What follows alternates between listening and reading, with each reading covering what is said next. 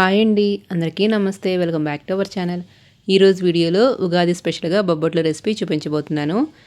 ఈ వీడియోలో చూపించిన టిప్స్ ఫాలో అయితే ఎవరైనా కానీ ఫస్ట్ టైం అయినా ఈజీగా soft and tasty bobbatlu prepare చేసుకోవచ్చు. ఇంకా ఆలస్యం చేయకుండా ఈ బొబ్బట్లు మనము ఈజీగా ఎలా ప్రిపేర్ చేసుకోవాలో చూసేద్దాం. ముందుగా బొబ్బట్లో స్టఫింగ్ కోసము పిండిని ప్రిపేర్ చేసుకుందాం. దానికోసం ఒక కప్పు పచ్చెనగపప్పుని ఒక బౌల్లోకి తీసుకొని తగినన్ని వాటర్ పోసుకొని ఒక 2 సార్లు శుభ్రంగా కడుక్కోవాలి. ఇలా పచ్చెనగపప్పుని కడుక్కున్న తర్వాత వీటిని ప్రెషర్ కుక్కర్లోకి ట్రాన్స్ఫర్ చేసుకోవాలి. శనగపప్పు నానబెట్టాల్సిన అవసరం లేదండి, డైరెక్ట్గా కుక్ చేసుకోవచ్చు. ఇప్పుడు ఒక కప్పు పచ్చెనగపప్పుకి 2 కప్పుల వాటర్ని పోసుకోవాలి.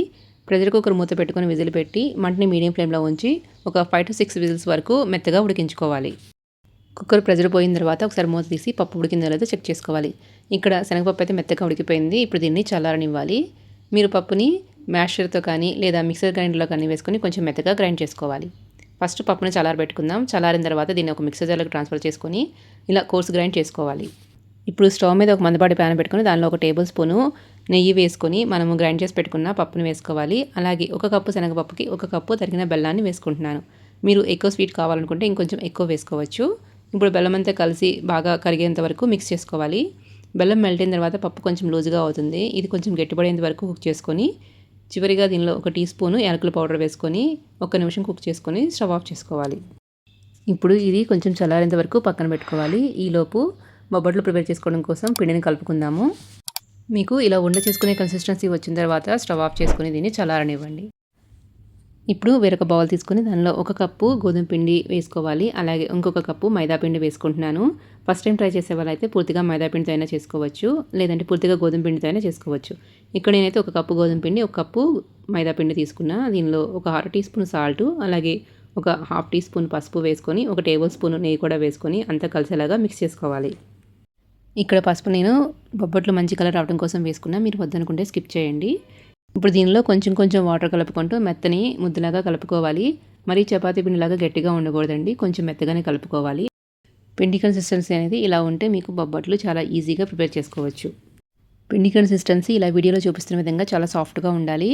ఇప్పుడు దీని మీద 1 టేబుల్ స్పూన్ ఆయిల్ కానీ నెయ్యి కానీ వేసుకొని ఒకసారి మళ్ళీ బాగా మిక్స్ చేసుకోవాలి. ఇలా పిండిని కలుపుకున్న తర్వాత పైన మళ్ళీ కొంచెం ఆయిల్ కానీ నెయ్యి కానీ వేసుకొని ఇలా స్ప్రెడ్ చేసుకొని మూత పెట్టి ఒక 1/2 అవర్ పక్కన పెట్టుకోవాలి. ఈలోపు మనకి స్టఫింగ్కి ప్రిపేర్ చేసుకున్న పిండి కూడా చల్లగా అయిపోయింది. ఇప్పుడు దీన్ని మీకు కావాల్సిన సైజులో ఇలా ఉండలుగా చేసుకొని ఒక ప్లేట్లోకి తీసుకొని పక్కన పెట్టుకోవాలి. 1/2 అవర్ తర్వాత మనం ప్రిపేర్ చేసుకున్న చపాతీ పిండిని ఇంకొకసారి బాగా మిక్స్ చేసుకొని మీకు కావాల్సిన సైజులో ఉండలుగా ప్రిపేర్ చేసుకోవాలి. మనం స్టఫింగ్కి ప్రిపేర్ చేసుకున్న ఉండల కంటే కొంచెం పెద్ద సైజులో ఇలా ఉండల్లాగా ప్రిపేర్ చేసుకొని వీటిని పక్కన పెట్టుకొని చపాతీ ప్రిపేర్ చేసుకుందాం. ఇప్పుడు బొబ్బట్లు ప్రిపేర్ చేసుకోవడం కోసం మీ దగ్గర ఉంటే బటర్ పేపర్ని యూజ్ చేసుకోండి, లేదంటే ఇలా ఏదైనా ఒక పాలిథిన్ కవర్ తీసుకొని దాని మీద నెయ్యి అప్లై చేసుకోండి. ఇప్పుడు చపాతీ పిండిని పెట్టుకొని ఫస్ట్ ఇలా ఒత్తుకోవాలి.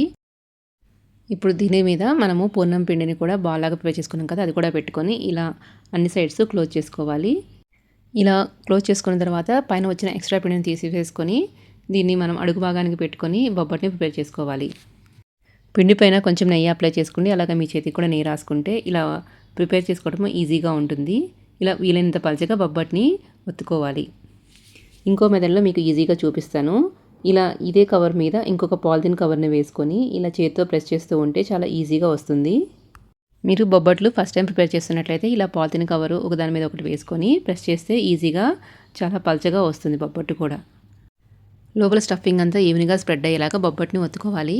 ఇలా బొబ్బట్లు ప్రిపేర్ చేసుకున్న తర్వాత వీటిని కాల్చుకోవడం కోసం స్టవ్ మీద ప్యాన్ పెట్టుకొని అది వేడైన తర్వాత బొబ్బట్ని వేసుకొని కాల్చుకోవాలి.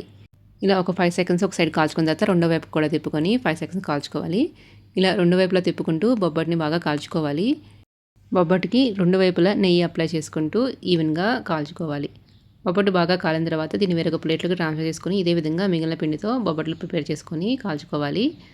ఇలా ప్రిపేర్ చేసుకున్న బొబ్బట్లను ఒక హాట్ బాక్స్లో పెట్టుకొని వేడిగా సర్వ్ చేసుకోవచ్చు. మీరు తినే ముందు పైన మళ్ళీ నెయ్యి అప్లై చేసుకొని తింటే టేస్ట్ చాలా బాగుంటుంది. అంతేనండి, ఎంతో టేస్టీగా సాఫ్ట్గా ఉండే బొబ్బట్లు రెడీ అయిపోయాయి. మీరు కూడా ఒకసారి తప్పకుండా ట్రై చేయండి. ఇలా ప్రిపేర్ చేసుకున్న బొబ్బట్లను మీరు ఫ్రిడ్జ్లో కూడా ఒక 1 వీక్ వరకు స్టోర్ చేసుకొని మీకు కావాల్సినప్పుడు తీసుకొని వేడి చేసుకొని తినొచ్చు. చూసారు కదండి, ఎంతో ఈజీగా బొబ్బట్లు ఎలా ప్రిపేర్ చేసుకోవాలో. మీకు ఈ వీడియో నచ్చినట్టయితే లైక్ చేయండి. అలాగే ఇలాంటి మరిన్ని రెసిపీ అప్డేట్స్ నోటిఫికేషన్ రావాలంటే మన ఛానల్ సబ్స్క్రైబ్ చేసుకోండి. మీ ఫ్రెండ్స్కి కూడా షేర్ చేయండి. Thank you for watching.